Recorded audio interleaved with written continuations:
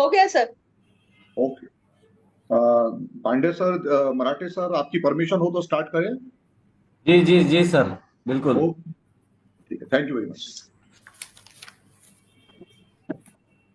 A very good afternoon to all of you. The internal quality assurance cells of Dharampet MPD Memorial Science College, JM Patel Arts and Commerce and Science College, Bhandara, Dr. M.K. Umathe College, Nagpur, Santaji Mahavidyalaya, Nagpur, College of Multidisciplinary Studies, Nagpur, Science College, Nagpur, in association with Bharatiya Shiksha Mandal, Nagpur, and Department of Vedanta Jyotish Kavi Kulguru Kalidas Sanskrit University, Ramtek. All these prominent institutions have come together for the academic betterment of the students. We are here to clear the concepts of Indian astronomy, that is a subject prescribed under IKS as per the norms of NEP 2020. Today we are privileged to have Professor Krishna Kumar Pandey sir.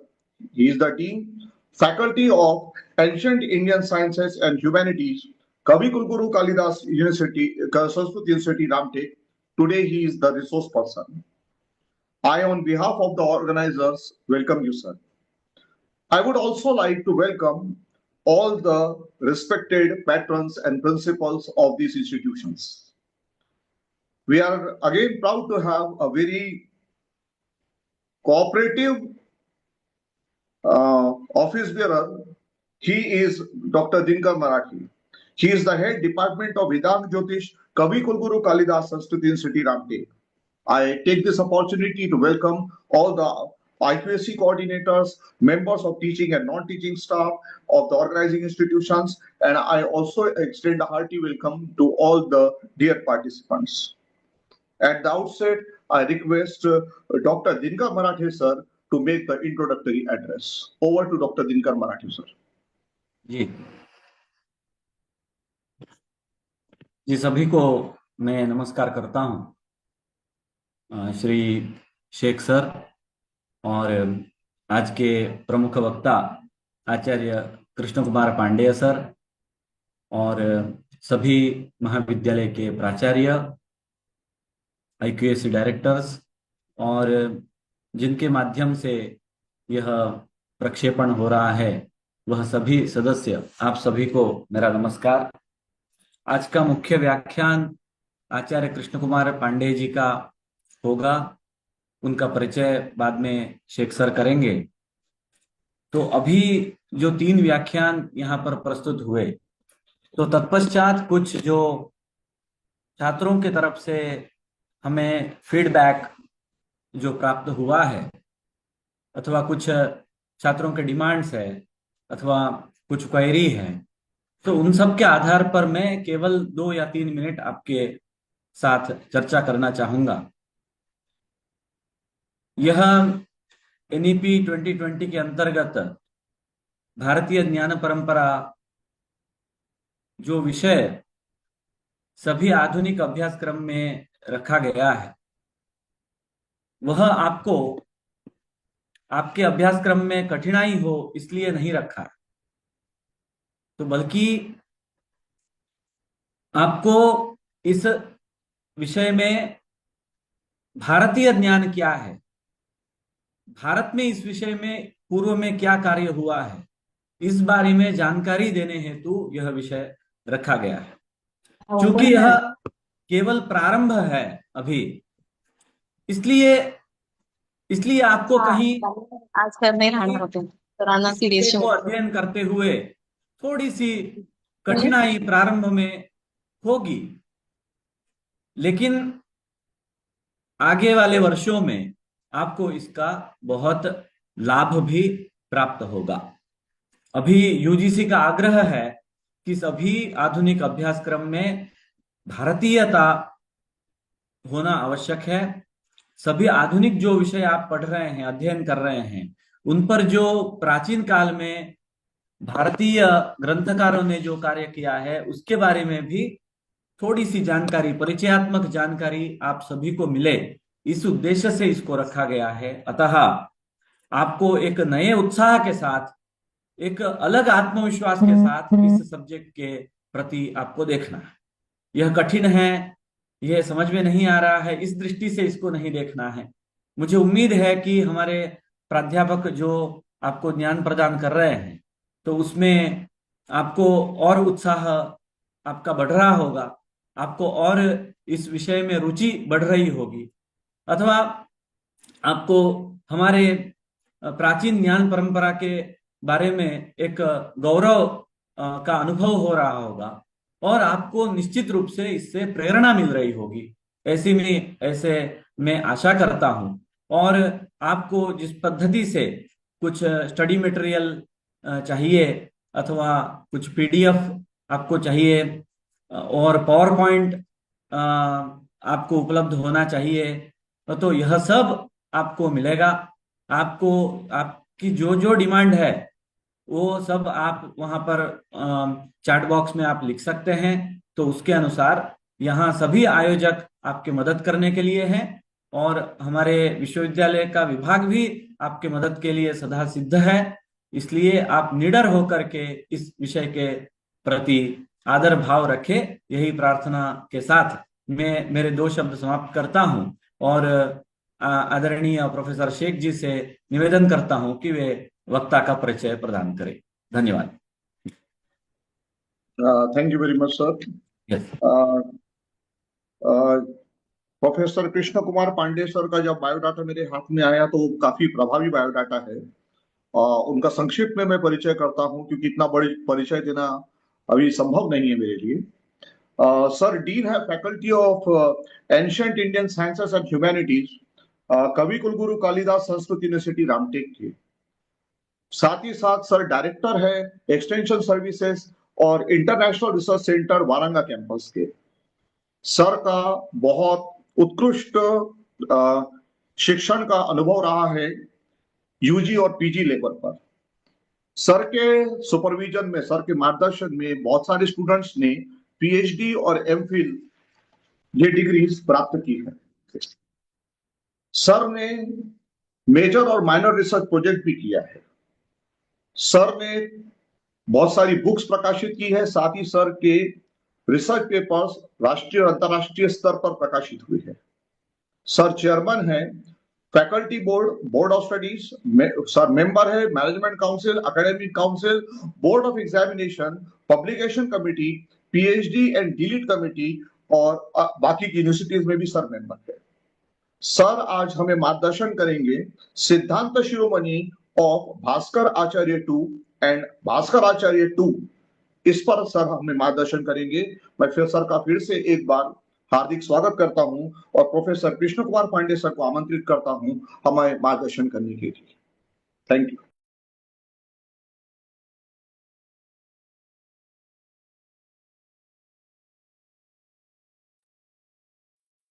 Pandey sir. नमो नमः। मूकं करोति वाचालं पंगुं लंघयते गिरिं यत्कृपातमहं वन्दे परमानन्दमाधवम्। उत्पादकं यत् प्रवदन्ति बुद्धेरधिष्ठितं सत्पुरुषेण सांख्या व्यक्तस्य कृत्स्नस्य तदेकबीजम् अव्यक्तमीशं गणितं च वन्दे। एक सेकंड में मैं आपके साथ अपना पीपीटी शेयर करता हूं, फिर अपनी बात प्रारंभ करता हूं।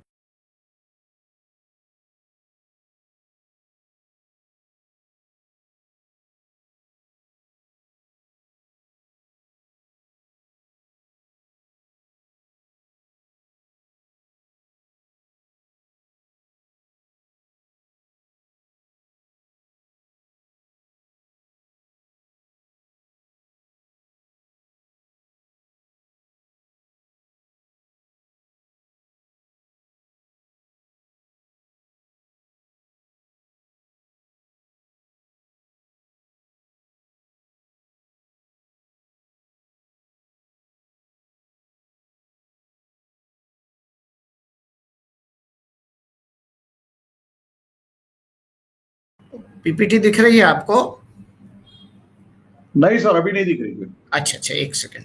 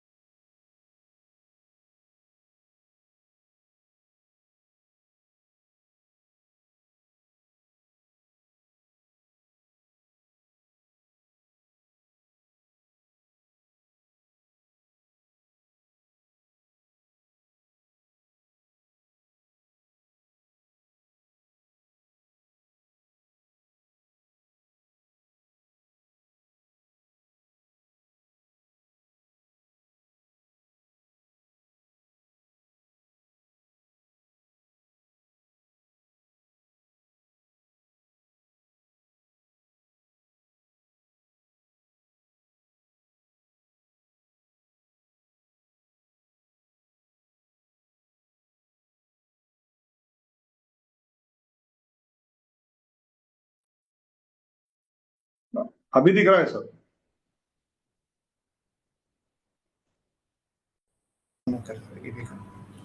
अभी दिख रहा है? नहीं, अभी हाँ। फिर से चला गया। अच्छा अच्छा, 1 मिनट आया। हाँ, अभी आ गया जी। ठीक है जी।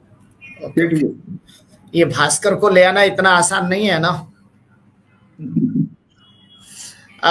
फिर से मैं भास्कर को ही स्मरण करता हूँ। यत्र त्रातुमिदं जगत जलजनि बंधौ समभ्युदगते ध्वंत विदो विदो दिविनिमन नेहसे दोषोच्चय वर्तन्ते कर्तवः शतक्रतुमुखा दिव्यन्ति देवादिवि द्रांग्नः सुप्तमुचं व्यग्नत् सगिरं गिरवाण वन्द्यो रविः। भास्कराचार्य के इसी मंगल श्लोक के साथ आज की मैं अपनी वार्ता प्रारंभ करूंगा। आज के इस कार्य, हाँ जी, आवाज आ रही है? आ रही है सर, आ रही है। आप मी जाणू इथे माझं दिसते फोटो नहीं, कोई और बोल रहा था इसलिए आवाज। ठीक है सर, जब आवाज नहीं आएगी तो एक आवाज दीजिएगा। तो भास्कराचार्य को यदि हम देखें तो इनके नाम से ही प्रतीत होता है भास्कर आचार्य। भास्कर वास्तव में हम सूर्य को कहते हैं और यह भारतीय ज्योतिर्विज्ञान के देदीप्यमान सूर्य हैं। और इनके नाम में जो आचार्य लगा है, हमारी भारतीय परंपरा में आचार्य उसी को कहते हैं जो सर्व विषयों के ज्ञाता हो और सभी सर्वविध उपदेशक हो, उनको हम आचार्य कहते हैं। ऐसे सर्वश्रेष्ठ जितने भी अभी भारतीय ज्ञान परंपरा में आचार्य और उनके ग्रंथ उपलब्ध होते हैं, मुझे लगता है भारतवर्ष क्या विश्व के भी कोई भी ऐसा विद्वान नहीं होगा जो भास्कराचार्य के नाम से सुपरिचित नहीं होगा। इसका कारण है इतिहास क्रम में उपलब्ध ग्रंथों में इनके ग्रंथों की महत्वपूर्णता और इनके ग्रंथों का विवरण, क्योंकि इनका ग्रंथ एक देशीय न होते हुए सार्वदेशिक प्रसिद्धि को प्राप्त किया। मैं मानता हूं इनके ग्रंथ को 3 भागों में देखा जा सकता है। इनके ग्रंथ ये गणितज्ञ भी थे, इसलिए एक ग्रंथ गणित का भी है। ये खगोलज्ञ हैं, इसलिए इनके ग्रंथ में खगोल और विज्ञान भी दिखाई देता है। और यह एक महान ज्योतिर्विद थे। आता 4थ्या युनिटमध्ये कुंडली वगैरे हा भागच नव्हता, तर हिमालयवाल्यानं कुंडली टाकली। प्लीज कोई किसी की आवाज आ रही है, प्लीज म्यूट करें। म्यूट कर दिया हूं जी। तो आचार्य भास्कर के पिता महेश्वर, और वास्तव में यदि हम देखें तो इनकी एक लंबी चौड़ी वंश परंपरा है जो ज्योतिर्विदों की परंपरा है। इनके पिता का नाम महेश्वर और गुरु शिष्य परंपरा में इनके पिता ही इनके गुरु थे। और यहाँ इनके स्थान के बारे में तो बहुत सी बातें होती हैं। कोई कहता है कि यहाँ 40 गांव के पास पाटन में जो स्थान है वहां के रहने वाले हैं। कोई इन्हें संभवतः सही पर्वत के बीड़ अहमदनगर के पास का वासी मानता है, कोई वेदर कल्याण के नगर के पास का वासी मानता है, परंतु मैं इनको भारतवासी और ज्योतिर्विद मानता हूं। ये तो तय है, यह निश्चित है। यह इन्होंने 3 ग्रंथ, एक ग्रंथ सिद्धांत के रूप में लिखा और एक ग्रंथ करण के रूप में, जो ज्यादा प्रचारित हुआ। अन्य ग्रंथों के भी उल्लेख हम आज करेंगे, परंतु इन 2 ग्रंथों पर हम फोकस करेंगे। 1509 में इन्होंने जो एक सिद्धांत शिरोमणि ग्रंथ लिखा, यह ग्रंथ 4 भागों में विभाजित है। इसके प्रथम भाग का नाम लीलावती, द्वितीय भाग का नाम भास्करीय बीज गणितम, तृतीय भाग का नाम ग्रह गणितम और चतुर्थ भाग का नाम गोल गणितम है। वर्ष अपने निर्माण काल के बाद भी, आज से लगभग मुगल काल में भी, अंग्रेजों के काल में भी इनके ग्रंथ का बहुत ज्यादा प्रचार प्रसार हुआ। इनके 2 ग्रंथ प्रचार में ज्यादा है, एक सिद्धांत शिरोमणि, दूसरा कर्ण कुतूहल। सिद्धांत शिरोमणि ग्रंथ पर ही इन्होंने अपने ही ग्रंथ की रचना पर अपनी एक कमेंट्री वासना भाष्य भी टीका लिखी। सामान्यतः हम इन्हें 1036 शक के आसपास का जन्म इनका हम मानते हैं, 11वीं शताब्दी के आसपास मानते हैं। तो अब हम आते हैं इनके विषयों के बारे में क्योंकि किसी भी विद्वान के बारे में जानना उनके कृतियों के ऊपर ही निर्भर करता है। सबसे पहले हम भास्कर के लीलावती ग्रंथ पर चलेंगे।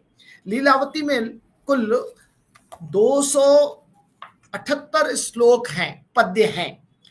लीलावती अनेक प्रकार के, लीलावती को यूं कहें तो उन्होंने अपने पहले श्लोक में ही कहा, प्रीतिम भक्त जनस्य यो जनेते विघ्नं विघ्न स्मृतम तम वृंदारक वृंद वंदित पदम नत्वा मतंगाननम पाटिम सदगणितस्य वच्मि। अर्थात सदगणित के पाटी को, पाटी गणित इसको कहते हैं, इसको व्यक्त गणित भी कहते हैं। गणित के दो प्रकार हैं, व्यक्त गणित और अव्यक्त गणित। व्यक्त गणित में पाटी गणित या अंक गणित, आज की भाषा में जिसको हम अंक गणित कहते हैं, वही यह लीलावती है। इस लीलावती में जैसा मैंने आपसे पहले ही कहा कि यह भास्कर के प्रथम रचना के प्रथम भाग में आता है। इनमें इन्होंने गणपति की आराधना करके, चूंकि परंपरा ये मानती है कि सारे शास्त्रों का लेखन गणपति ने किया, तो इन्होंने गणपति की वंदना करके गणित के प्रारंभिक विषयों को स्पर्श किया। और लीलावती का अध्ययन करने के बाद आपको कई मुख्य विषय आपके सामने प्रस्तुत होते हैं। उन विषयों में से कुछ की चर्चा हम अभी करते हैं। जैसे यह सबसे पहले इसमें संख्या स्थान का उल्लेख आता है। संख्या में 1 10 शत सहस्र अयुत लक्ष प्रयुत कोटयो अर्बुद कोटयः क्रमशः अर्बुदम अब्जम खर्ब निखर्ब महापद्म संख्या तस्मात्, ऐसे इन्होंने अंकों की एक इकाई यूनिट फिक्स की। इसके पूर्व के ग्रंथों में अंक तो मिलते हैं, लेकिन इस तरह के स्थान मान के साथ। और ये अंक किस रूप में है? अंक दो रूप में उपलब्ध होते हैं, ब्राह्मी लिपि के रूप में और देवनागरी के रूप में। तो देवनागरी के रूप में जो 1 10 शत सहस्र अयुत, जिसको हम शतांश पद्धति कहते हैं, वह भास्कर के इस ग्रंथ में प्रथमतया स्पष्टतया उल्लिखित दिखाई देता है। और इसमें यह इकाई जलधिश चांत्य परार्ध मध्यम परार्धम इति 10 गुणोत्तराः, 10 संख्या के 10 गुणोत्तर होने के, अर्थात 1 से 10 गुणा 100, 10 से 10 गुणा 100, 1000, 10 आयुत, लक्ष, प्रयुत, कोटि, अर्बुद, अब्ज, खर्व, निखर्व, महापद्म, शंको, जलधि, मध्य, परार्ध और शंख, ऐसे इतनी संख्याओं की इकाई का प्रयोग किया है आचार्य भास्कर ने। ये तो रहा अंकों की प्रणयन उन्होंने किया, अंकों को सुव्यवस्थित मानदंड में स्थापित किया। इसके साथ साथ एक बहुत बड़ी विशेषता है कि लीलावती के जितने 278 श्लोक हैं वो सारे लालित्यपूर्ण हैं, मधुर संगीत में गायन योग्य है। वैशिष्ट यह है कि गणित जैसे निरस विषय को गायन योग्य और संगीतमय बद्ध श्लोकों में रखना, यह भास्कर की एक साहित्यिक दक्षता को भी दर्शाता है। केवल गणितीय दक्षता नहीं, उनकी साहित्यिक दक्षता को भी स्पष्टतया प्रदर्शित करता है। इसी संख्या में शून्य का उल्लेख हम बार बार करते हैं। शून्य के बारे में अनेक जगह आपने सुना होगा कि शून्य भारत की देन है, यह किस प्रकार से आया। तो इसके बारे में छोटा एक हम अल्बर्ट आइंस्टीन के ने एक वाक्य लिखा कि भारतीयों ने जो शून्य दिया वह रेखांकित करने योग्य विषय है, क्योंकि इसके बिना पूरे विज्ञान का आधार नहीं रखा जा सकता। और शून्य को यदि हम शब्दों के रूप में देखें तो संस्कृत में इसे हम शून्यम कहते हैं, अरेबिक में यह शिफर कहलाता है, उससे मिलते जुलते शब्द में। फिर यह आगे बढ़ता है, जब लैटिन में जाता है तो यह जिफर हो जाता है, और जब यह अंग्रेजी में जाता है, आंग्ल में, तो जिफर से जीरो हो जाता है। इस प्रकार यह अंकों के माध्यम से जो प्राचीन गणित उपलब्ध होते हैं पूरे विश्व में, उसमें ग्रीक ने 10⁻³ तक के अंकों की गणना की, रोमन ने 10⁻⁴ तक अपनी बात कही, लेकिन वैदिक परंपरा में 10⁻53 उसको नाम दिया तल्लक्षणा। इस यूनिट वाले संख्या का अर्थात अल्प से लेकर के, सूक्ष्म से लेकर के दीर्घ काल तक के महद गणनाओं की कल्पना भारतीय गणित में है। सूक्ष्म यदि हम कहते हैं तो त्रुटि शब्द से प्रारंभ करते हैं। त्रुट्यादि सूक्ष्म संज्ञक है। कैसे त्रुटि है? कमल पुष्प के पंखुड़ी पर सुई की नोक रख देने पर छिद्र होने में जितना समय लगता है वह व्यवहार योग्य समय नहीं है, परंतु उसका नाम है त्रुटि। और जो हम व्यवहार योग्य लेते हैं उसका प्राण से, प्राणादि कर्थितो मूर्तः, प्राण जो हम वायु लेते हैं हमारे श्वसन की प्रक्रिया से काल की गणना प्रारंभ हुई। तो षड्वी प्राणी विनाडी से आज 6 प्राण का 1 विनाडी, इस तरह से गणना क्रम में काल को भी हमने देखा। अब एक उदाहरण आपको दूंगा। हम आधुनिक गणित में भी गुणन की प्रक्रिया पढ़ते हैं, परंतु गुणन की प्रारंभिक जो अवस्था है लीलावती में गुणन के कई प्रकार एक ही श्लोक में दिए हुए हैं। उदाहरण के लिए उसके श्लोक का वाचन करना हमारे जो श्रोता बंधु हैं उनके लिए अत्यंत आवश्यक है। इसी के कारण उनको अपनी गौरवमयी परंपरा का अभिमान होगा और ज्ञान भी होगा।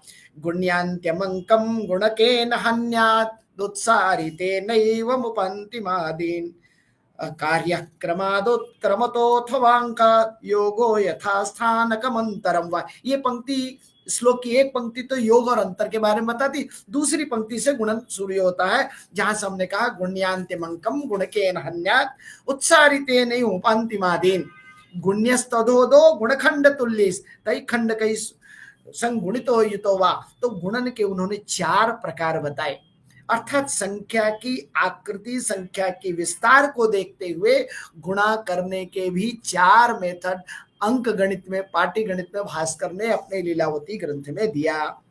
उसका उदाहरण भी उन्होंने बहुत सरल, कहा जाता है कि लीलावती की रचना हुई क्यों। भास्कर एक ज्योतिर्विद थे, उन्होंने देखा कि लीलावती के जन्म काल में, आज हम कहते हैं ना ज्योतिषी जन्म कुंडली देखता है, तो परंपरा से ये प्राप्त होता है कि जन्म कुंडली में लीलावती के वैधव्य योग दिखाई दे रहा था। तो उन्होंने उसे अमरत्व प्रदान करने के लिए उसे गणित पढ़ाया और उनके नाम से ही लीलावती ग्रंथ का नाम लीलावती रखा। तो अपनी बालिका को, उस छोटी बालिका को गणित पढ़ाते समय, चूंकि गणित एक दुरूह विषय है और इसको सरलता से संगीतमय रूप में उन्होंने बालिका को पढ़ाने के लिए रखा, तो उन्होंने उदाहरण कैसे पूछते हैं उसका एक दृश्य देखेंगे। बाले बालकुरंग लोल नयने लीलावती प्रोच्यताम पंचत्रे कमिता दिवाकर गुणा अंकः कथिष्युर यदि। कहते हैं कि हे लीलावती, अगर तुम कैसी हो, तुम मृग, बाले बाल कुरंग लोल नयने, तुम्हारे जो नेत्र हैं वो हिरण के बच्चे के जो नेत्र, सुंदर नेत्र हैं और दोलायमान है, ऐसे चंचल नेत्र हैं। अगर तुम गणित में प्रवीण हो तो 135 में 12 का गुणा करने पर कितना अंक होगा बताओ। अर्थात एक तरह से उस छात्रा को प्रोत्साहित भी करते हैं कि तुम्हारे में वो प्रावीण्यता है, उसकी प्रशंसा करते हुए गणित के गूढ़ प्रश्न भी उनसे पूछ लेते हैं। ऐसे अनेक उदाहरण पूरे लीलावती ग्रंथ में पड़े हुए हैं। आज भी हम वर्ग करने के लिए एक ही विधि प्रयोग में प्रारंभतः ले आते हैं। 2 समान संख्याओं को गुणा कर दें, उसको हम कहते हैं वर्ग। भास्कर ने उसके लिए भी 4 विधियां बताई। समद्विघातः कृतिरुच्यते स्थाप्यवन्ते वर्गो द्विगुणान्त डिग्ना स्व परिष्टास्तथा परिंका त्यक्तान्न मुत्सार्य पुनश्चरासि खंडद्वयस्याभिहतिर्द्विडिग्नि तत्खंड वर्गैकयुता कृतिर्वा। अब इसकी व्याख्या, चूंकि हमारे लिए समय सीमा कम है इसलिए हम केवल संदर्भ देते हुए जाएंगे। तो ऐसे में समद्विघातः कृतिरुच्यते, 2 समान संख्याओं का आपस में गुणा कर दें उसको कृति कहेंगे, कृति नाम वर्ग। ठीक इसी प्रकार वर्ग के वर्गमूल लाने की विधि भी त्यक्ता विषमात् कृतिम च द्विगुणेन मूलम समेत धृते है, श्लोकबद्ध उन्होंने वर्गमूल लाने की विधियों का भी वर्णन किया। ठीक इसी प्रकार घन को भी उन्होंने कई प्रकार से घन करने की विधि दी, जिसमें से पहला घन का जो विधि है आज भी प्रचलन में है, समत्रिघातः घन प्रतिष्ठा। स्थाप्यो घनन्तस्य ततो अन्त्यवर्गः आदित्रिनिघ्नस् तथा आदिवर्गस्त्रयन्त्य हतो अथादिघनश्च सर्वे। ऐसे घन के अनेक और विषय बताए। तो समत्रिघातः घन तीन समान संख्याओं के यदि आपस में गुणा कर दिया जाए, जैसे 3 गुणे 3 गुणे 3, वह उसका घन कहलाएगा। ऐसे विषय अर्थात योगादि अंक से प्रारंभ करें, अंक, योग, ऋण, अंतर, वर्ग, घन, वर्गमूल, घनमूल। एक महत्वपूर्ण विषय है जो आपके सामने मैं रखूंगा, शून्य की, जिसकी चर्चा मैंने पहले की। तो शून्य आज पूरे विज्ञान में बहुत ही महत्वपूर्ण स्थान रख रहा है। तो ऐसे शून्य को क्या लीलावती में भास्कर ने इसके रहस्य को जाना?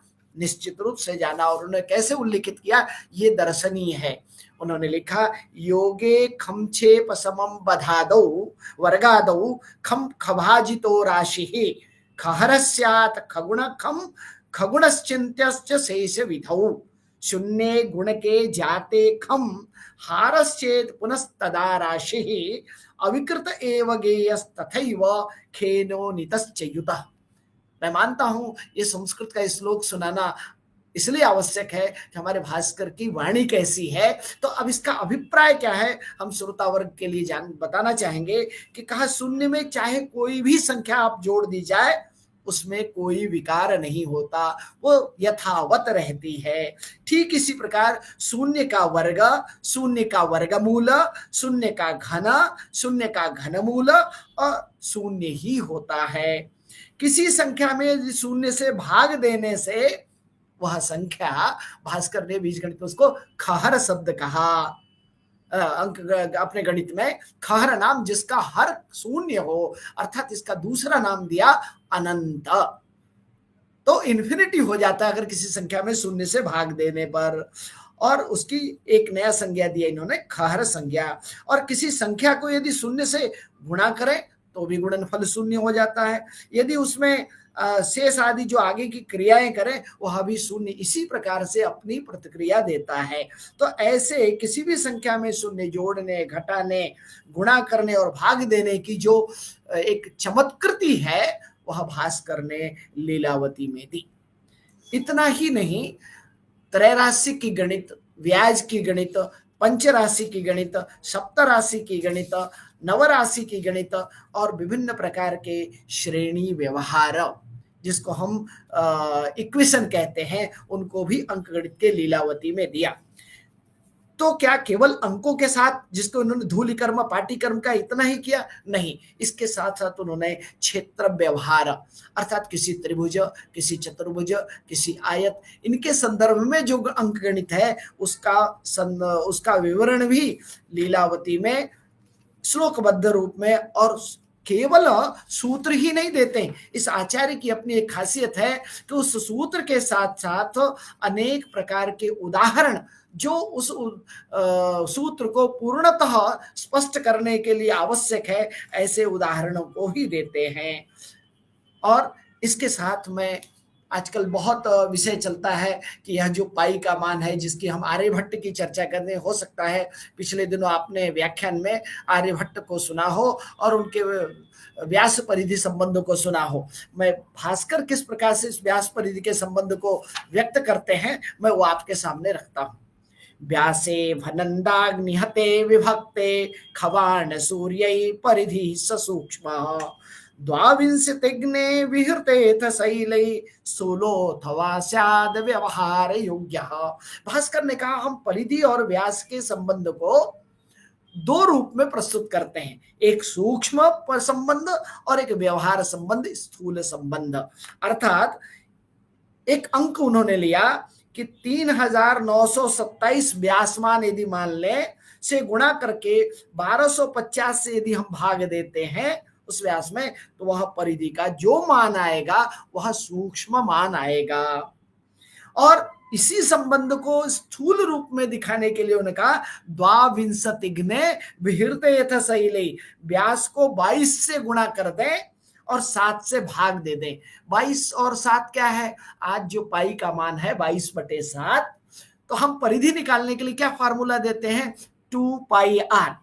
2 पाई r का मतलब r इज रेडियस, 2 रेडियस को द्विगुणित कर दे, 22 से गुणा कर दे और 7 से भाग दे दें, तो वह उस त्रिज्या के माध्यम से उस वृत्त की परिधि आ जाती है। इसी को भास्कर ने लिखा, अर्थात उसमें, उस गणित में आज भी व्यवहार में कोई परिवर्तन नहीं आया।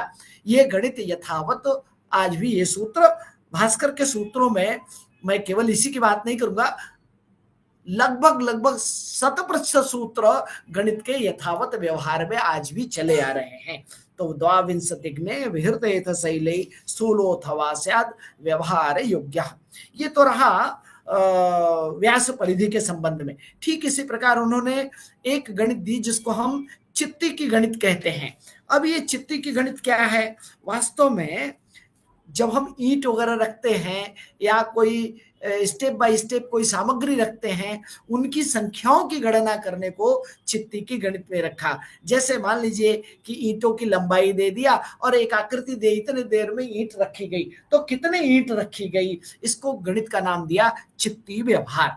उसको भी कैलकुलेट करने का विधान आचार्य ने बताया। इसी तरह क्रकच, क्रकच क्या है?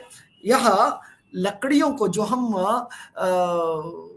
जंगलों से लकड़ी काट के लाते हैं और उस लकड़ी में से पल्ले निकालते हैं अपने दरवाजे बनाने के लिए, घर में प्रयोग करने के लिए, वो किस प्रकार से काटा जाए, कितने उसमें से टुकड़े निकल सकते हैं, इसका व्यवहार, इस प्रकार की गणित का व्यवहार उन्होंने क्रकच गणित के रूप में कहा है। क्रकच का अर्थ ही होता है जो आरे की तरह जाते और आते काटता है। तो काटने का जहां व्यवहार है वहां क्रकच गणित का व्यवहार बताया। ठीक इसी प्रकार छाया व्यवहार, अर्थात इसका प्रयोग उन्होंने आगे चल के ग्रहण आदि के लिए छाया व्यवहार में दिया। अर्थात किसी वस्तु की जो छाया है, उस छाया का मूल्यांकन कैसे करें, उस छाया के मूल्यांकन से हम क्या क्या जान सकते हैं उस गणित के बारे में, ऐसे विविध विषयों का उल्लेख किया। एक महत्वपूर्ण विषय है जिसको आज के गणित में कई जगह विस्मृत कर दिया गया, जो वास्तव में भास्कर की गणित की बहुत बड़ी देन थी और जिसके कारण ही ग्रहण की गणित का साधन करना संभव हो सका। उस गणित का नाम था कुट्टक गणित। और यह कुट्टक गणित लीलावती में ही, अर्थात अब आप देखिए कि शून्य की संख्या या 1 2 3 4 की संख्या का गणना प्रारंभ करके योग और ऋण का ज्ञान कराते हुए, गुणन प्रकरण करते हुए कहां तक आचार्य जाते हैं? तो कुट्टक तक, अर्थात ग्रहण की गणित, स्फेरिकल ट्रिग्नोमेट्री का, स्फेरिकल जो खगोलीय ज्ञान है, उसके गणित करने के जो मूल सूत्र हैं वो सारे सूत्र लीलावती में दे दिया। मेरा मानना है कि अगर लीलावती को नहीं पढ़ा तो भारतीय ज्योतिर्गणित को नहीं जाना। इसलिए ज्योतिष गणित का एक दूसरा नाम है केवल गणित, अर्थात गणक। इसलिए ज्योतिषियों को एक दूसरा नाम दिया जाता है गणक, अर्थात वह ज्योतिष जानता हो तभी कहलाएगा जब वह गणक होगा, गणित का व्यवहार करता होगा। यह संक्षेप परिचय हमने लीलावती के बारे में दिया। अब आ जाते हैं इनके दूसरे भाग। सिद्धांत शिरोमणि का पहला भाग जो हमने गणित भाग कहा वो लीलावती। इसका जो दूसरा भाग है वह है बीज गणितम। अब बीज गणितम से आप सभी बहुत अच्छे से जानते हैं बीज गणित, हम इसको आज तो आधुनिक में अलजेब्रा नाम से जानते हैं। मैंने कई गणित के छात्रों से पूछा कि बीज गणित वास्तव में गणित से कैसे अलग है, इसको बीज क्या है इसमें? तो अब बीज के रूप में देखिए, भारतीय शास्त्रों में बीज कहते हैं वर्णों को।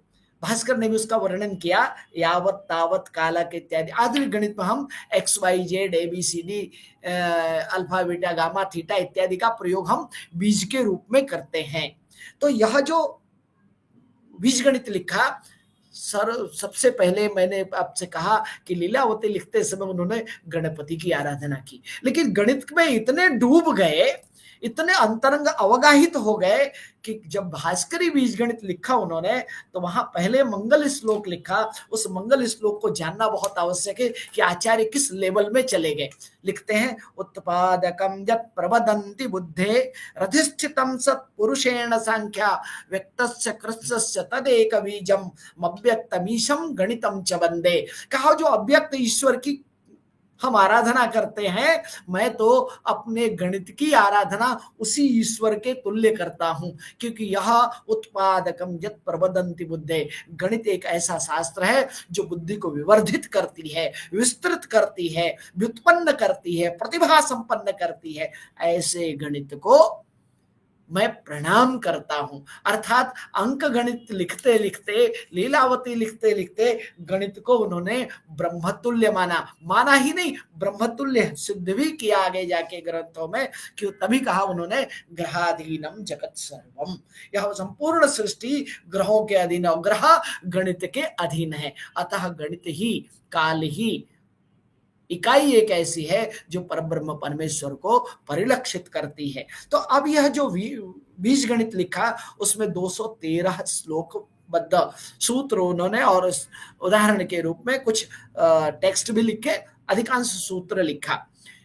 अव्यक्त क्या है? पहले गणित को उन्होंने व्यक्त गणित कहा, जहां 1 2 3 4 का प्रयोग किया। यहां इन्होंने अ ब स द का प्रयोग किया, इसलिए इसका नाम दिया अव्यक्त गणित।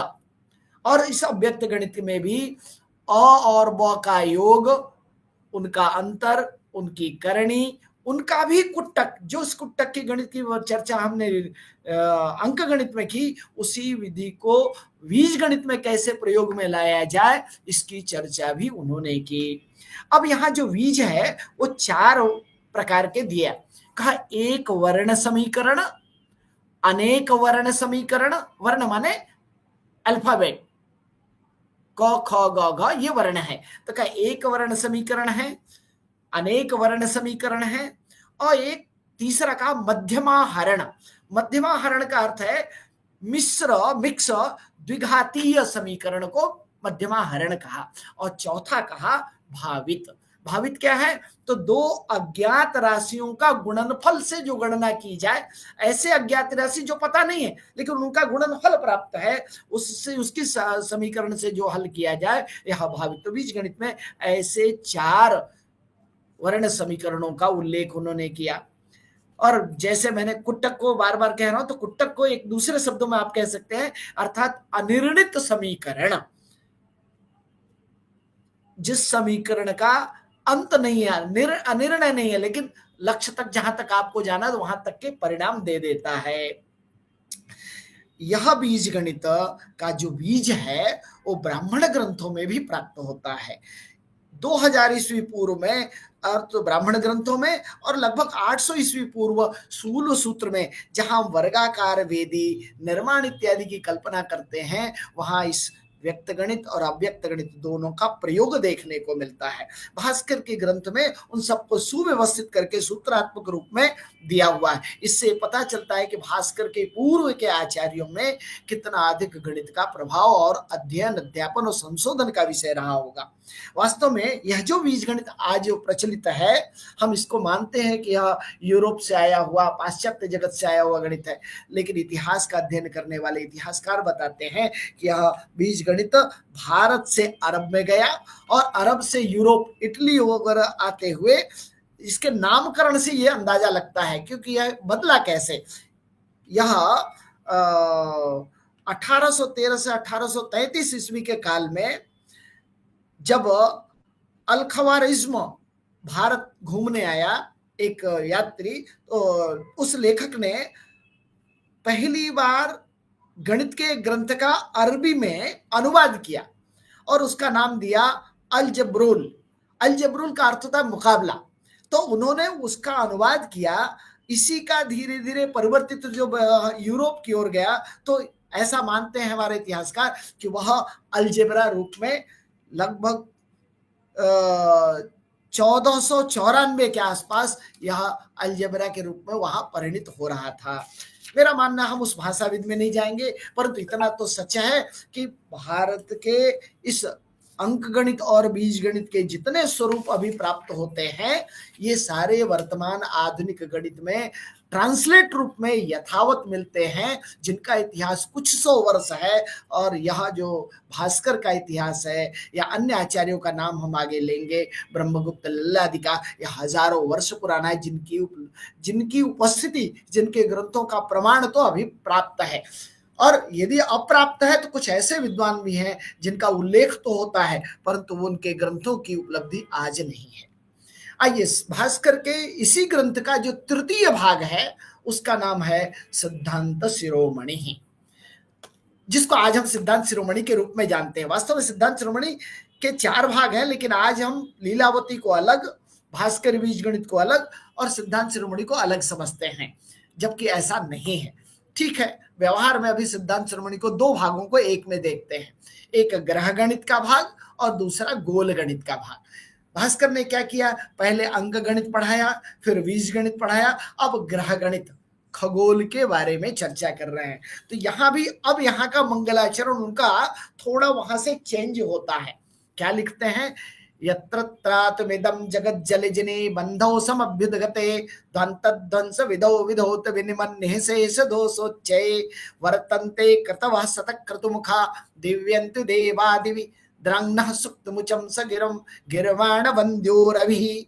देखिए, पहले में गणपति की आराधना, दूसरे में गणित की पूर्ण अव्यक्त गणित अर्थात बीज गणित की आराधना, और तीसरे में संकेत दे रहे हैं कि अब हम सूर्य की आराधना करें, अर्थात अब हमारा गणित भूगोल पृथ्वी से उठकर आकाश की ओर देखने, गणना करने की ओर अग्रसर है।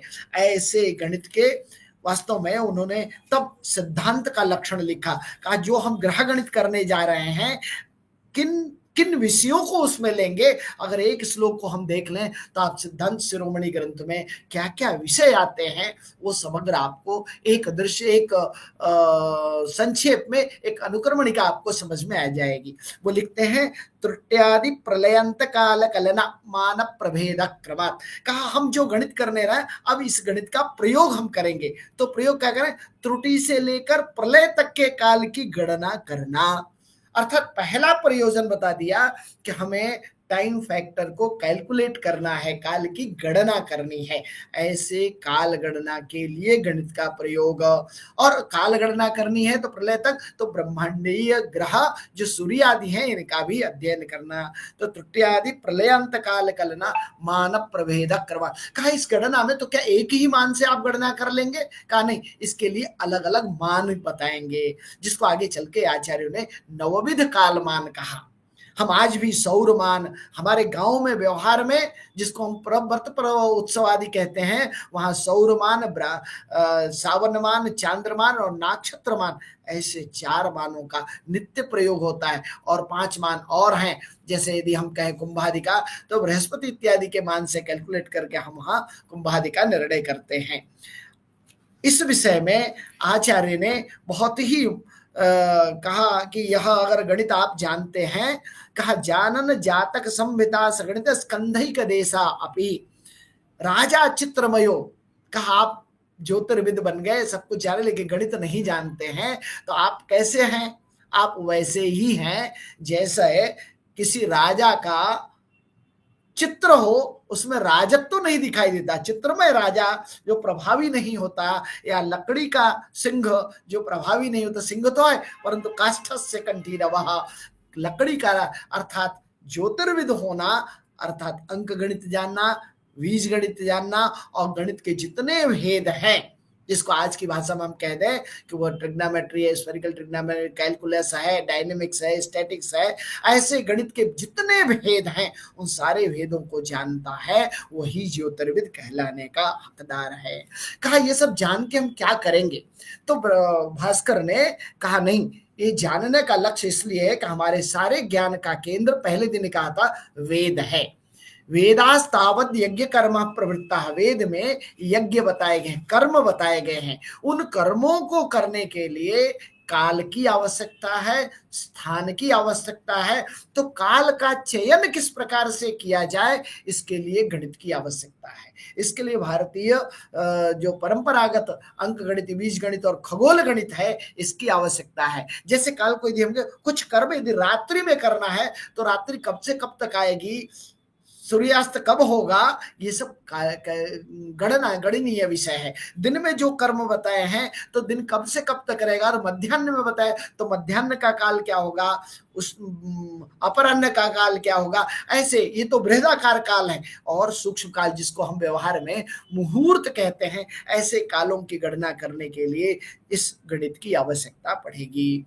तो जैसा पहले दिन हमने बताया था कि वेदांग में ज्योतिष को मुख कहा, नेत्र कहा है, तो उन्होंने फिर कहा इसी प्रकार यह वेद की जितनी काल की गणना, स्थान की गणना करने की आवश्यकता है, वह ज्योतिष शास्त्र प्रोवाइड करता है, अर्थात यह वेदांग है।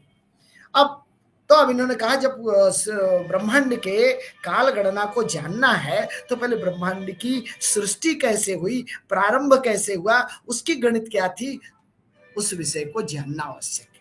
तो भास्कर ने इसी ग्रह गणित में लिखा, लंका नगरियाम उदयाच्च भानो तस्यैव वारे प्रथमम बभूव। कहा जब काल गणना हमने किया तो काल का आधार हमने सूर्य को माना, तो कहा नहीं, लंका नगर में अर्थात शून्य अक्षांश का वह बिंदु जहां प्रथम बार सूर्य देखा गया और सृष्टि प्रारंभ हुई, वहीं से काल गणना भी दिन मास वर्ष युग इत्यादि की गणना एक साथ प्रारंभ हो गई। ये तो इस प्रारंभ की बात कहा। अब कहा कि नहीं तो उस काल गणना को हम मापे कैसे, तो कहा यो अक्षणों निमेषस्य खराम भागा। तो कहा उसके लिए हम दूसरा इंस्ट्रूमेंट नहीं लेंगे, आज यंत्र युग है। हमारे आचार्य युग में यंत्र तंत्र के युग के ऊपर उठ करके हमें प्रकृति से जो प्राकृतिक यंत्र प्राप्त है, अर्थात जो मनुष्य प्राप्त है, उसके पलक गिराने के जो काल है उसको निमेष कहा, वहां से काल गणना प्रारंभ किया। हमारे श्वास लेने की जो प्रक्रिया है उसको प्राण कहा, वहां से काल गणना प्रारंभ किया। और इसका संबंध खगोल के ग्रह गणना के, ग्रहों के परिभ्रमण को उसके साथ उन्होंने संयोजित किया। ये पहले दिन भी हमने कहा था। तो ऐसे नवविध कालमान सिद्धांत शिरोमणि के ग्रह गणिताध्याय में कुछ और अध्याय हैं, इसको हम मध्यमाधिकार भगणाध्याय। सारे ग्रह अपनी गति से अगर चल रहे हैं तो उन एक युग में, एक महायुग में कितने चक्कर वो लगा लेंगे सूर्य के, उसको कहते हैं भगण। गणित के माध्यम से आचार्य ने उस भगण को कैलकुलेट करके, पूर्वाचार्यों ने जो स्थापित मानदंड रखे थे उनका भी वर्णन भगणाध्याय में किया।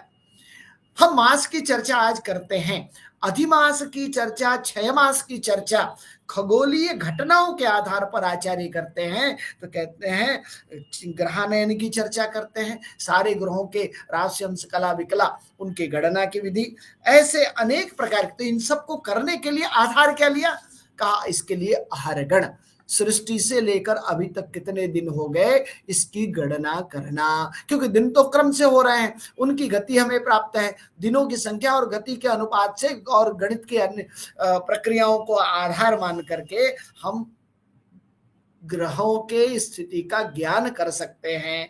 वो गणितीय ज्ञान होगा।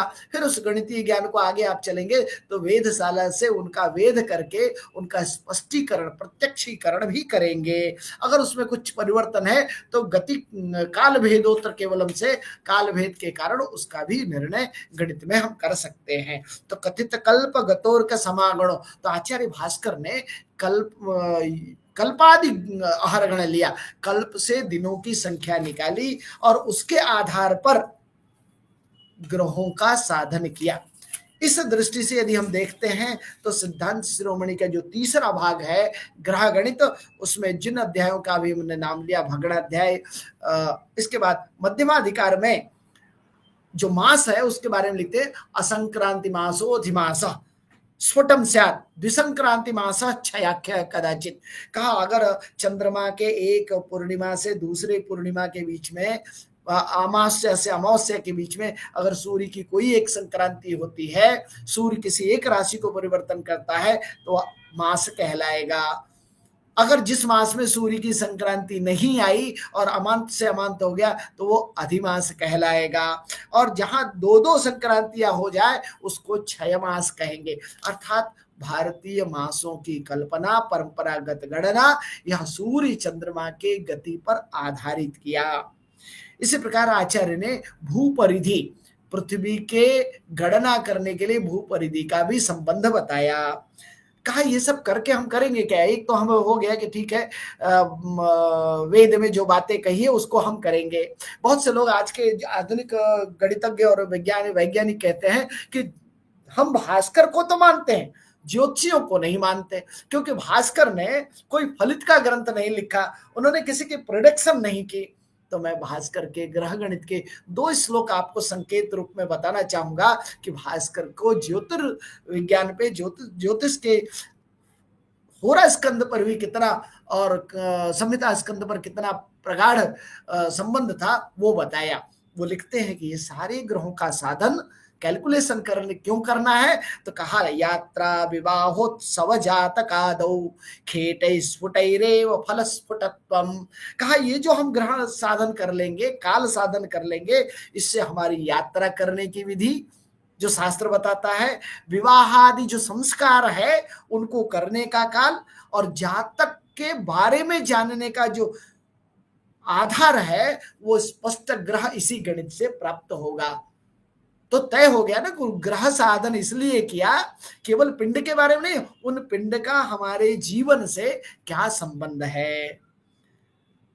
सत्प्रोच्यते तेन नभश्चराणाम स्फुटक क्रिया दृक् गणित ऐक्य। फिर भी कहा कि ये तो गणित से हम निकालेंगे, लेकिन न प्रत्यक्ष दिखाई देने के लिए इनको दृग्गणित ऐक्य करना है, अर्थात जो गणित से हमने लाया उसका प्रमाणीकरण, प्रत्यक्षीकरण, स्पष्टीकरण हम प्रत्यक्षतः दर्शन से करेंगे। जैसे हम अमावस्या पूर्णिमा को देख सकते हैं, या हम ग्रहण आदि, ऐसे बहुत से खगोलीय विषय है जिनकी गणना आचार्य के गणना पद्धति से होता है, और उसका स्पष्टीकरण आकर के प्रत्यक्ष आकाश में देखा जाता है, जिसको हम दृक् गणित, दृक् और गणित दोनों का ऐक्य हो जाना, एकात्मकता हो जाना।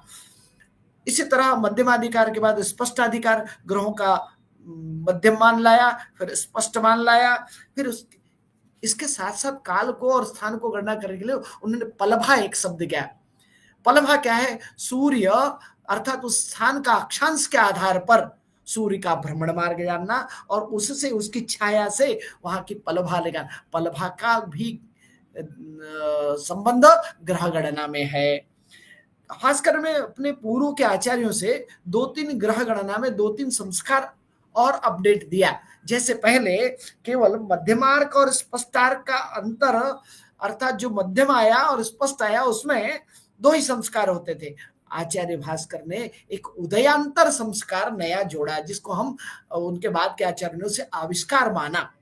तो यह उदयांतर क्या था कि मध्यम सूर्यो, यदि हम एक सामान्य भाषा में है तो मध्यम सूर्योदय, स्पष्ट सूर्योदय का जो अंतर है वो उदयांतर है। यह किसी भी ग्रह के लिए उदयांतर, इसी का प्रकारांतर से नाम भुजांतर भी दिया। एक और अध्याय वो इसी में आता है त्रिप्रश्नाधिकार। त्रिप्रश्न, 3 प्रश्नों का उत्तर देने वाला चैप्टर, अधिकार का अर्थ है यहाँ चैप्टर।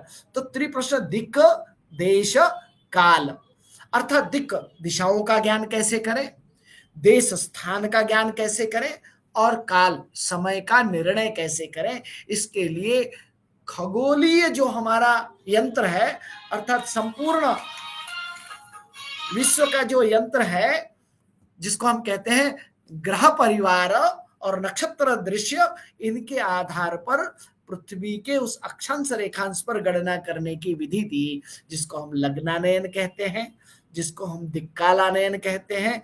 दिक् छाया के द्वारा हम दिशा का ज्ञान, काल का, इसके बहुत सी गणित, वास्तव में यह विषय एक दिन का नहीं है। अगर हम केवल लीलावती के कुछ सूत्रों पर ही चर्चा करें तो कई दिनों तक कर सकते हैं। यदि भास्कर के इस ग्रंथ के किसी एक भाग पर अध्ययन अध्यापन करें तो यह वर्षों का विषय है। तो ऐसे गणितीय विधियों को उन्होंने त्रिप्रश्न में लिया। एक और विषय उन्होंने लिया पर्व संभव। पर्व कहते हैं संधियों को। इन्होंने यहाँ पर्व का उल्लेख ग्रहणादि पर्व से लिया। कहा सूर्य चंद्र ग्रहण लगना 2 प्रकार से है।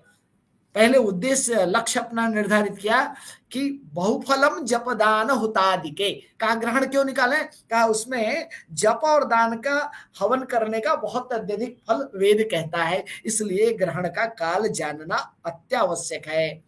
स्मृति पुराण विधा प्रवदंती, ऐसा हमारा वेद और पौराणिक हमारे जो ग्रंथ है वो कहते हैं, इसलिए हमें ग्रहण जानना है। और जो ये कर्म नहीं करते उनके लिए ग्रहण क्यों उपयोगी है, का सदुपयोगी जने सचमत्कृति ग्रहणम, अर्थात एक सृष्टि का चमत्कार है, उसको जानने के लिए भी सबको पूर्व ज्ञान हो, इसलिए ग्रहण का काल निकालना।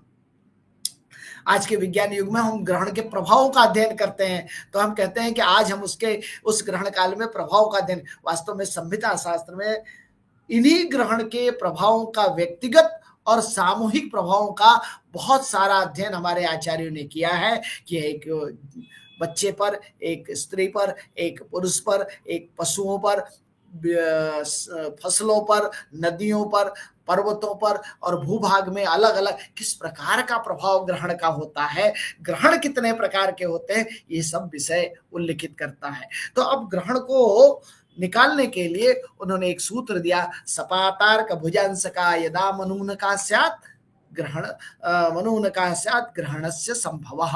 जब राहु, स्पष्ट राहु और स्पष्ट चंद्रमा और सूर्य में 14 अंश के कम की दूरी रह जाए, अंतर रह जाए, तब ग्रहण की संभावना होती है।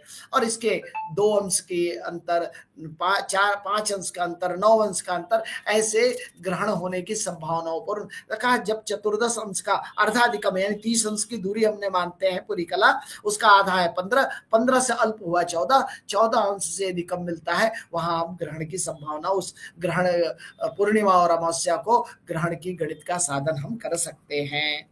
इसके साथ साथ इस ग्रहण को साधन करने के लिए लंबन नति, जो आधुनिक एस्ट्रोनॉमी का बहुत महत्वपूर्ण विषय है, आचार्य भास्कर ने भी उसका उल्लेख किया।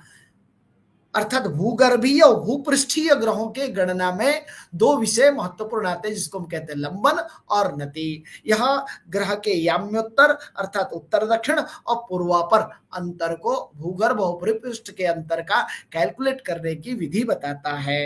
इस तरह से ग्रहण में बिंब का साधन, छाया का साधन, ग्रहण के भ्रमण मार्ग का साधन, और ग्रास कितना होगा, किस दिशा से होगा, यानी हम स्पर्शादि 5 ग्रास कहते हैं ना, ग्रहण प्रारंभ होना, ग्रहण मध्य होना और ग्रहण अंत होना। लेकिन इसकी 5 स्थितियां आचार्य ने बताई, जिसका गणित करने की अलग अलग विधि दी।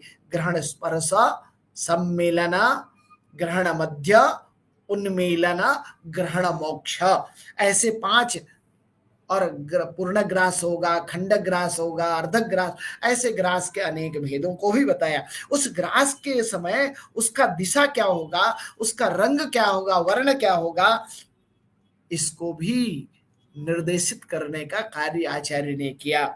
और इसकी पूर्व रेखा चित्र यदि हमें बना करके रखना है, जिसको हम कहते हैं परिलेख बनाना, उसके लिए वलन इत्यादि गणित बताया, जिसके माध्यम से हम उसका रेखा चित्र भी बना सकते हैं। विभिन्न प्रकार के ग्रहों के उदयास्त का वर्णन, जो आज चंद्रमा श्रृंग दिखाई देता है, अमावस्या के बाद जब चंद्रमा उत्पन्न होता है तो उसकी वाम और दक्षिण 2 श्रृंग होते हैं, उन श्रृंगों की स्थिति क्या होगी, इसको आचार्य सुधाकर द्विवेदी ने इसके लिए एक ग्रंथ भी लिखा, वास्तव चंद्र श्रृंगोन्नति ही। यह प्योरली मेरा मानना है कि यह भास्कर के ग्रंथ में आधुनिक गणित के समग्र बीजों को स्पष्टतया उल्लिखित किया गया है।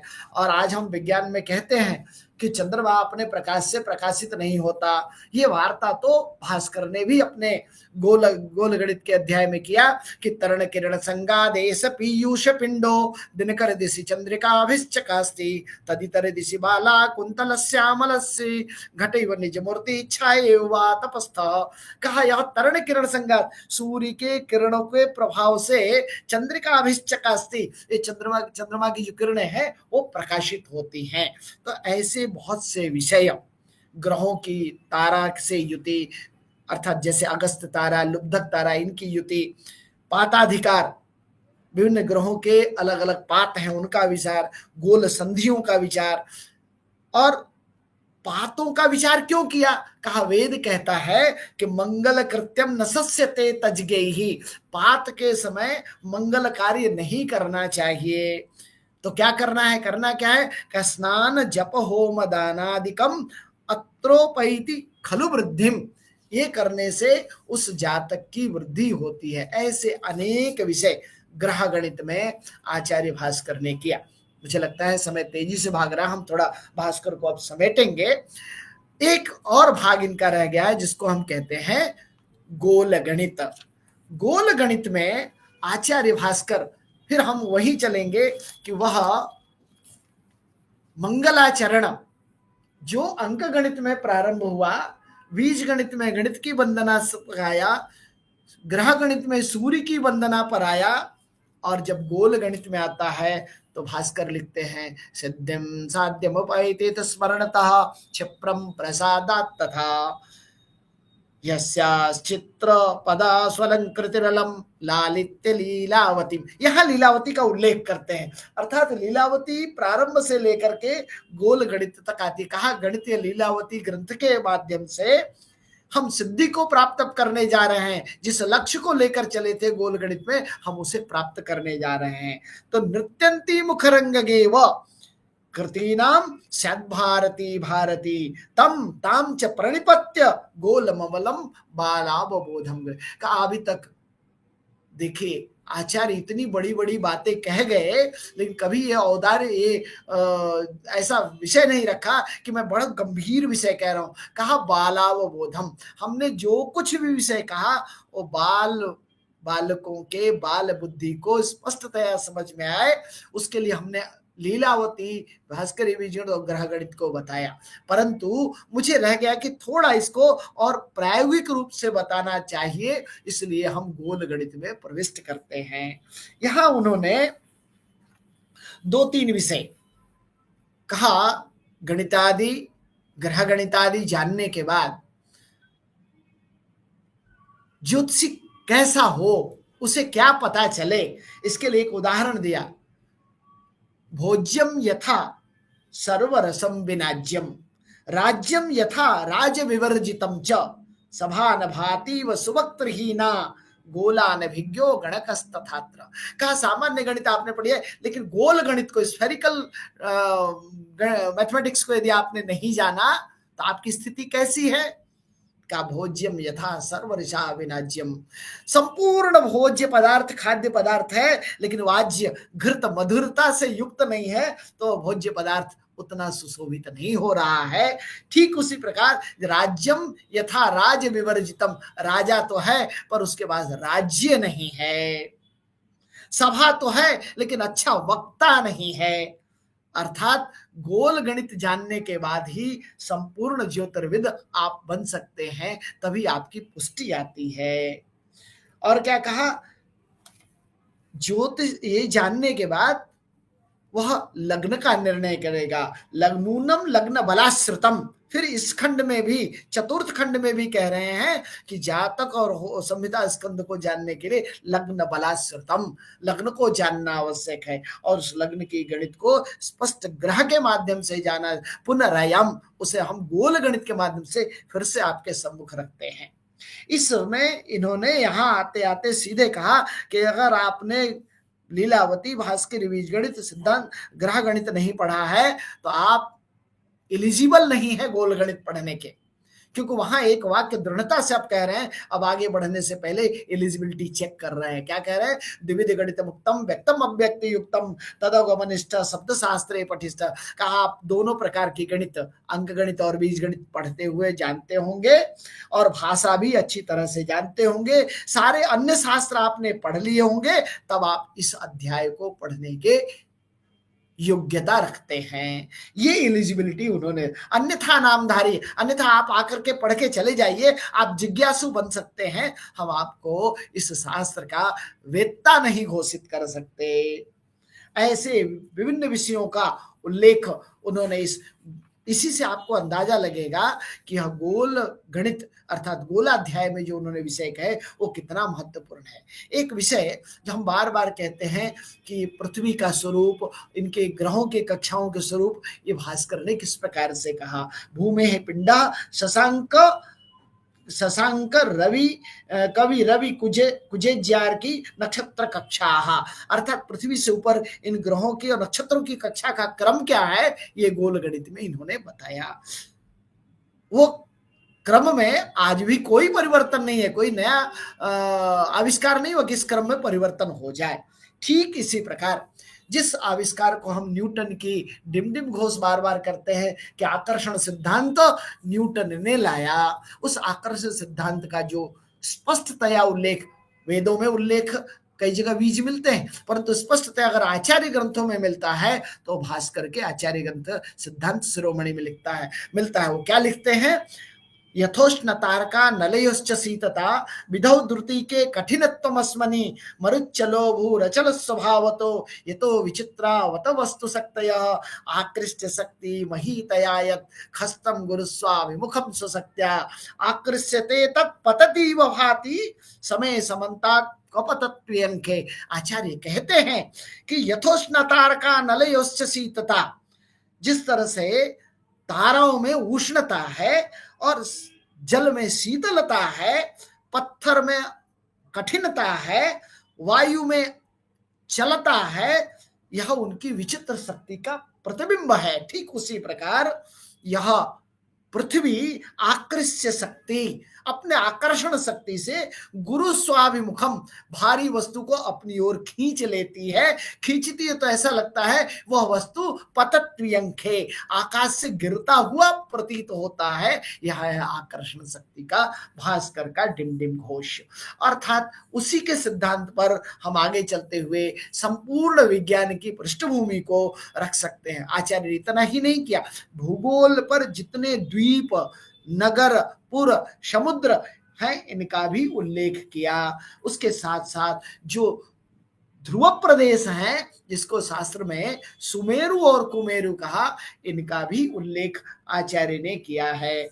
इसके अतिरिक्त कुछ और विषय हैं जो आपके सम्मुख रख दो।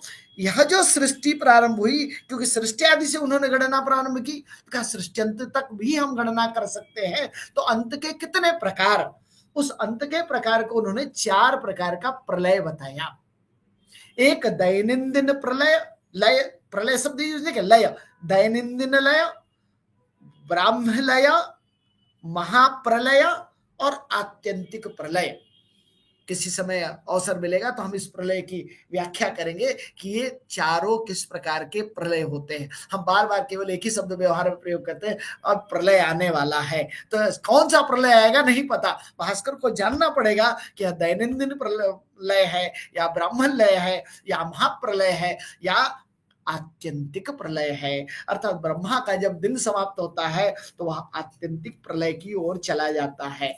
ठीक इसी प्रकार एक और विषय है, पृथ्वी से आकाश की गणना तो इन्होंने की, तो क्या आज यदि हम कोई उपग्रह इत्यादि भेजते हैं तो हम वायु के स्तरों को हम कहते हैं पृथ्वी के वायुमंडल में आना और वायुमंडल से बाहर जाना।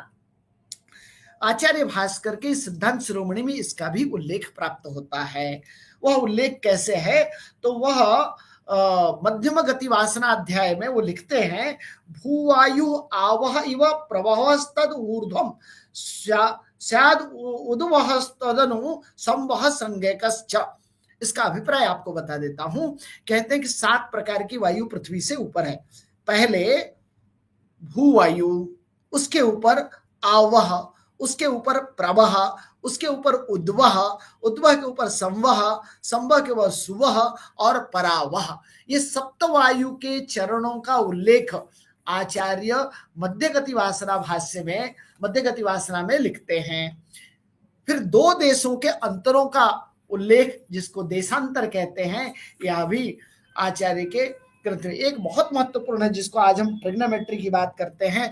हमें लगता है कि जो आधुनिक त्रिकोणमिति है उसका प्रचलन मैक्सिमम 300-400 सालों में है, परंतु यदि हम साइन, कास, टैन इत्यादि की चर्चा करते हैं तो क्या भास्कर ने ग्रहों की गणना करने में इनका उपयोग किया क्या? तो एक दो पंक्ति केवल आपको कितना उपयोग किया इसका केवल एक दृश्य आपको दिखाता हूं। भास्कर ज्योत्पत्ति अधिकार में लिखते हैं, कर्मज्या कृतयोग मूला दलम तदर्धांसक सिंजिनी स्यात् त्रिज्योत्क्रमज्या निहतेर्दलस्य मूलम तदर्धांसक सिंजिनी स्यात्। साइन हाफ अर्धज्या का मान उन्होंने निर्णीत किया ज्योत्पत्ति में। तो आप ये जान सकते हैं कि ट्रिग्नोमेट्री और स्फेरिकल ट्रिग्नोमेट्री की चर्चा भी आचार्य ने अपने सिद्धांत शिरोमणि के गोलाध्याय में किया। देखिए सामान्य एक दश शत सहस्त्रायुत से लेकर के अभी ज्या तक की वार्ता ग्रह कहते हैं। फिर आचार्य कहते हैं फिर इन्हीं ग्रहों के उच्च नीच का ग्रह कितना दूर है, कितना नजदीक है, ऐसे अनेकों विषयों का उल्लेख गोलाध्याय में होता है।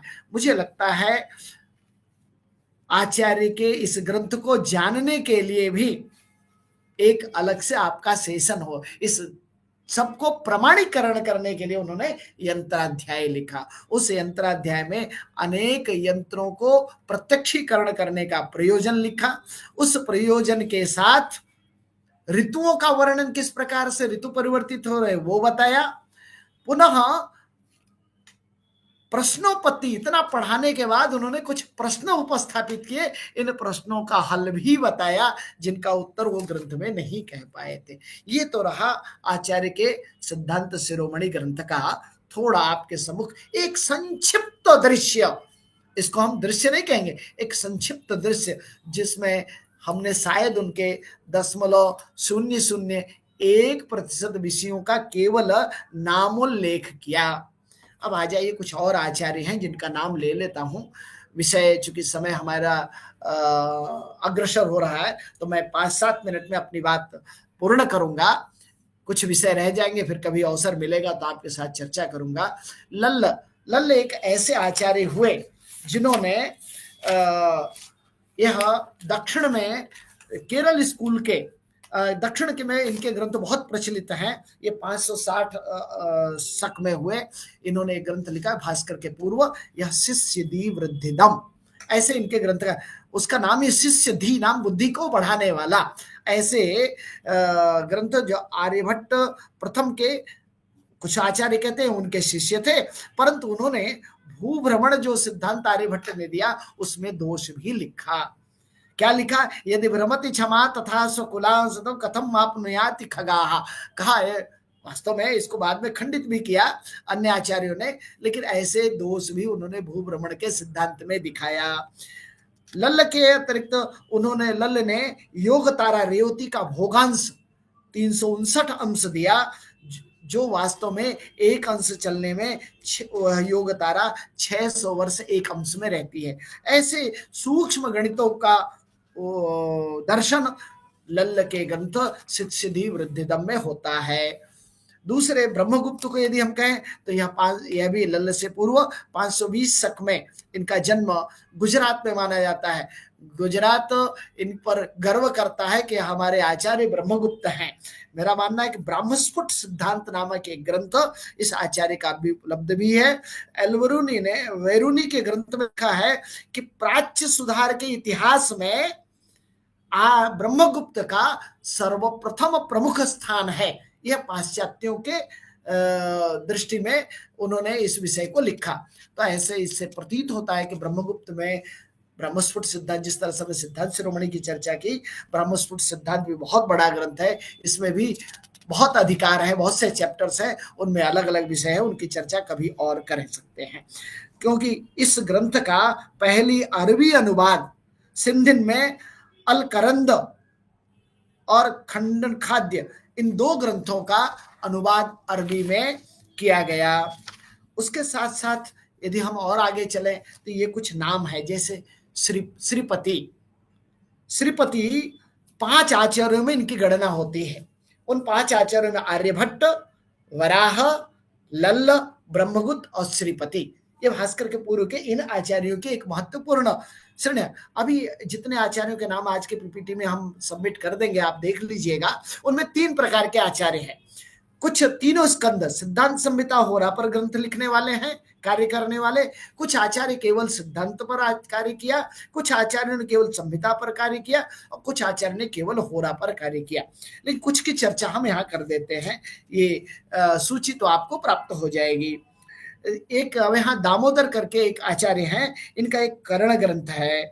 मकरंद, जो पंचांग बनाने की सारणी का निर्माण जिन्होंने पहली बार किया, वह मकरंद आचार्य थे।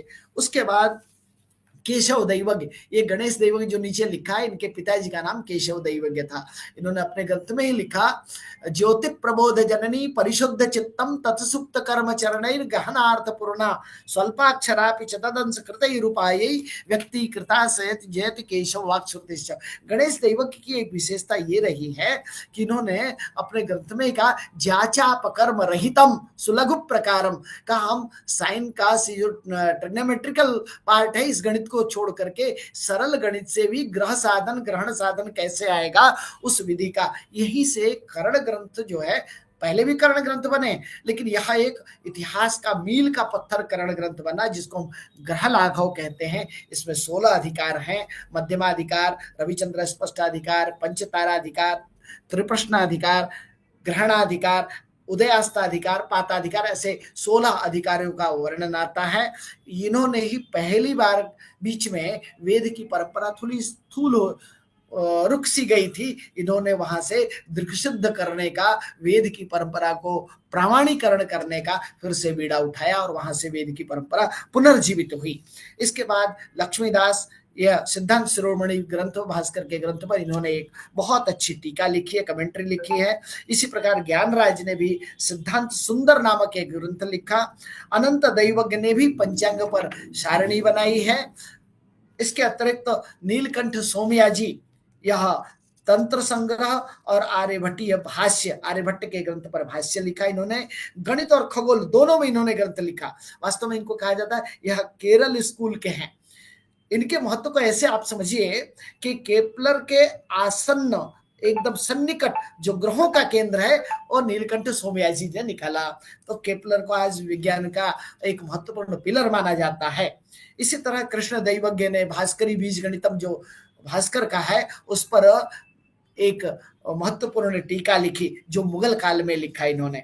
इस प्रकार विश्वनाथ की तो ग्रहलाघव पर, सूर्य सिद्धांत पर, सिद्धांत शिरोमणि पर, कर्ण ग्रंथ पर अनेक भाष्य उन्होंने लिखा। नरसिंह ने तो सौर भाष्य और सिद्धांत शिरोमणि पर वासना वार्तिक, ऐसे 2 कार्य महत्वपूर्ण किए। वास्तव में ये कमेंट्री लिखने और भाष्य लिखने की हमारी एक परंपरा है, उन क्लिष्ट विषयों को और सरल करने की परंपरा। यहाँ 1-2 नाम जो है उस पर हम चर्चा कर देंगे, गोविंद दैवज्ञ और राम दैवज्ञ। श्री राम का एक ग्रंथ है मुहूर्त चिंतामणि, जिसमें हमारे कुल 13 प्रकरण है, 13 चैप्टर हैं। वो हमारे दैनिक जीवन में जितने कार्य हैं उसमें जो काल गणना भास्कर आदि ने किया, उसका प्रयोग कैसे करें, उसका प्रभाव क्या होगा, इन सबका शुभाशुभ प्रकरण, नक्षत्र प्रकरण, संक्रांति प्रकरण, गोचर आज के ग्रहों के परिवर्तन की स्थिति से, और जो जन्म से गर्भाधान से लेकर के विवाह और संन्यास आश्रम तक के मुहूर्त आदि हैं, उनके विषय में विस्तार से चर्चा किया। इसी में वास्तु का भी थोड़ी चर्चा उस ग्रंथ में की उन्होंने। राज्याभिषेक कब किया जाए, कैसे किया जाए, विवाह के बाद वधू कब जाए, कैसे जाए, उन सब के मुहूर्तों की काल का विस्तृत और सूक्ष्म विवेचन अनेक प्रभावों के साथ किया है। यह एक शोध का विषय है कि इनका प्रयोग करके इन पर अनुसंधान करना चाहिए ऐसे। और गोविंद दैवज्ञ ने उस पर कमेंट्री लिखी चिंतामणि पर, पीयूष धारा टीका, जो विषय वहां से रह गए उसको उन्होंने और विस्तार से बताया। इसी तरह ढूंढीराज जो है, इन्होंने जातकाभरण में एक ग्रंथ लिखा जो जन्माक्षर बनाने के गणित पर आधारित है। इसके बाद एक और आचार्य हुए मुनीश्वर, जिन्होंने सिद्धांत शिरोमणि पर मरीचिका टीका लिखी। और कमलाकर भट्ट एक बहुत बड़े विद्वान हुए, इन्होंने सूर्य सिद्धांत तत्व विवेक एक ग्रंथ लिखा। उस ग्रंथ पर भूग्रहण, सूर्य ग्रहण को भूग्रहण नाम दिया, लौह गोल की कल्पना की, और सिद्धांत भास्कर के बहुत मतों पर उन्होंने गणितों पर आक्षेप उत्पन्न किया और उसको सूर्य सिद्धांत को सिद्ध करने का एक बौद्धिक ऐसे महान आचार्य कमलाकर भट्ट हुए। अब इसके बाद मैं समझता हूं यह विषय अग्रिम दिन आएगा, जिसकी चर्चा हमने भास्कर में की कि यंत्राध्याय है। महाराजा जय सिंह ने भी हमारे विभिन्न प्रकार के यंत्रों को, जो गणित किया हमने उसको यंत्र के माध्यम से, यहाँ यंत्र किसी धातु का बना हुआ, प्रस्तर वेधशालाओं से, जैसा आप कभी दिल्ली में जंतर मंतर देखते होंगे, जयपुर का जंतर मंतर देखते होंगे, वाराणसी में ऐसी वेधशाला है। चूंकि ऐसी वाराणसी में एक महामहोपाध्याय सुधाकर द्विवेदी वेधशाला बना, जिसके निर्माण कार्य के समय में, उसमें निर्माण में मैं प्रत्यक्षता उपस्थित था, तो मैं इस विषय को बहुत सूक्ष्मता से और बहुत गंभीरता से समझता हूं। हमारा मानना है कि ग्रहों को जानने के बाद आज भी आप यदि उज्जैन में जाएंगे तो उज्जैनी की जीवाजी जो वेधशाला है, वहां से वेधशाला के माध्यम से पंचांग का वेरिफिकेशन और निर्माण कार्य भी होता है। उसको भी आपको विजिट करना चाहिए। आपको जयपुर का जंतर मंतर देखना चाहिए, दिल्ली का जंतर मंतर, जिसको हम कनॉट प्लेस एक विजिटिंग प्लेस समझ रखा है, वास्तव में वह ज्योतिष का एक महत्वपूर्ण ऐतिहासिक गौरवमयी परंपरा का प्रतिबिंब है, जिसको आज हम भूलते चले जा रहे हैं। तो मैं समय के अल्पता होने के कारण हम कुछ यंत्रों का उल्लेख कर देते हैं। जयप्रकाश यंत्र, सम्राट यंत्र, राम यंत्र, शंकु यंत्र, ऐसे विभिन्न वेधशाला और यंत्रों का आज हमने यहाँ रखा था कि समय मिलेगा तो थोड़ा मैं इस पूरी प्रक्रिया को पूर्ण करूंगा, यंत्र तक ले आऊंगा। लेकिन समय 5:52-53 हो गए। मैं अपनी बात को समेटता हूं और यंत्र का विषय आगे आने वाले एक व्याख्यान में मुझे लगता है आपको यंत्र देखने को मिलेंगे, और उसके प्रयोग कैसे हैं। वो यंत्रों का प्रयोग यही है कि जो गणित से आता है उसका वेरिफिकेशन करना, ग्रहों को जानना गणित के माध्यम से और यंत्र के माध्यम से, ऐसे विभिन्न विषयों को सिद्धांत गणित के स्कंध में हम समाहित करते हैं। और जब ये सिद्धांत पंचांग निर्मित होता है, तब जाकर के संहिता और फलित ज्योतिष, जिसको हम कुंडली विज्ञान कहते हैं, या संहिता शास्त्र में सृष्टि विज्ञान कहते हैं, उसको समझने और जानने, उसके फलों को जानने का प्रयत्न और प्रयास का एक विधि हमारे आचार्यों ने दी है, जिसको हम बहुत ही यहाँ वेधशाला से एक आचार्य का उल्लेख करना मैं नहीं भूलता, पंडित कल्याण दत्त शर्मा जी।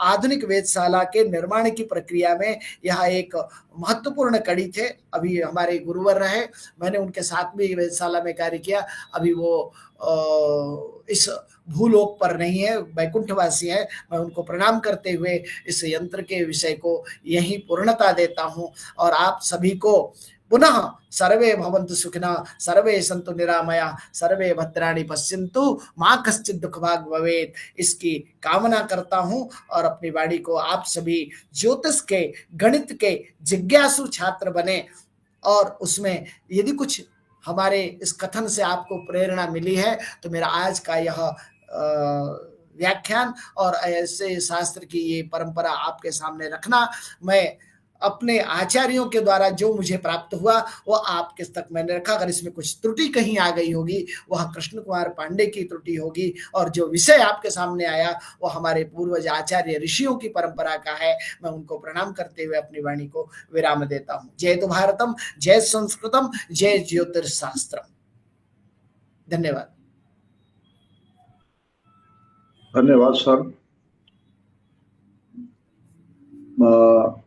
आपने अपना व्याख्यान विज्ञान के तर्कों पे आधारित रखा, ये बहुत प्रशंसा की बात है। और आपका एक एक आर्ग्यूमेंट बहुत समाधान कारक था, और आपके व्याख्यान से हमारी भारतीय चीजें जिन पर हम कई बार ध्यान नहीं देते, वो साइंटिफिकली कितनी एक्यूरेट है और उसका मूल्य हमने क्या करना चाहिए, ये आपके व्याख्यान से प्रतिबिंबित होता है। और आज का व्याख्यान बहुत अच्छे से आपने अपने विषय पर प्रकाश डाला है sir, thank you very much. अब मैं मिस्टर विक्रम मेश्राम सर को आमंत्रित करता हूँ। मैं एक विषय जरूर कहूंगा शेख जी कि जी बोलिए। ये विद्यार्थी इस विषय के विद्यार्थी नहीं है, इसलिए कुछ विषय हो सकता है उनके ऊपर से चले जाए, परंतु हमारी आचार्य परंपरा कहती है इसको श्रवण परंपरा है। सुनते सुनते करत करत अभ्यास ते जड़मति होत सुजान, रसरी आवत जाते सिल पर परत निशान। मुझे लगता है ये ज्ञान पुष्य बिंदु तो उनके अंदर जरूर जाएगा, ऐसी मैं कामना करता हूँ। बिल्कुल सर, बिल्कुल है। पर सर दुर्दैव से इनको ये सब बातें बताने वाला अभी तक कोई मिला भी नहीं था, ये चीज भी थी। तो अब आप जैसे ज्ञानी लोग मिले हैं जिन्होंने इतना अच्छे से सब कुछ बताया है, तो हम लोग भी सुनते हैं तो हमारी भी ज्ञान में थोड़ा वृद्धि होती है सब बातों से। तो बहुत थैंक यू सर। अभी मैं विक्रम मेश्राम सर को आमंत्रित करता हूँ फॉर्मल वोट ऑफ थैंक्स के लिए। Thank you, Nihal sir. It's my pleasure to propose a vote of thanks for this wonderful session. This online lecture series on Indian astronomy prescribed for BSc First Semester 2 under the category Indian Knowledge System has proved to be much useful till now. Professor Krishna Kumar Pandey, Dean, Faculty of Ancient Indian Sciences and Humanities, Kavi Kulguru Kalidas Sanskrit University, Ramtek, has quite elaborately and convincingly laid focus on Siddhant Shiromani of Bhaskar Acharya II and Bhaskar Acharya II. It was really a wonderful session, sir. And we really came to know that it is how important for our students, especially young generation, to know about our Indian astronomy. I, on behalf of the organizers, am much grateful to him for his valuable insights. I am grateful to Dr. Dinkar Marathe, Head, Department of Vedang Jyotish, Kavi Kulguru Kalidas Sanskrit University, Ramtek, for introductory remarks and cooperation. I express a deep sense of gratitude towards all the respected patrons and principals. I will be failing in my duties if I do not express gratitude towards all the IQSC coordinators, participants, and all those members of teaching and non-teaching staff who contributed immensely in successful organization of the session today. I also thank all the technical teams, all the technical members who were involved in making this session a huge success. Thank you one and all. So, with the kind permission of the organizers, today's sessions come to an end here. Thank you very much. आप सभी का धन्यवाद।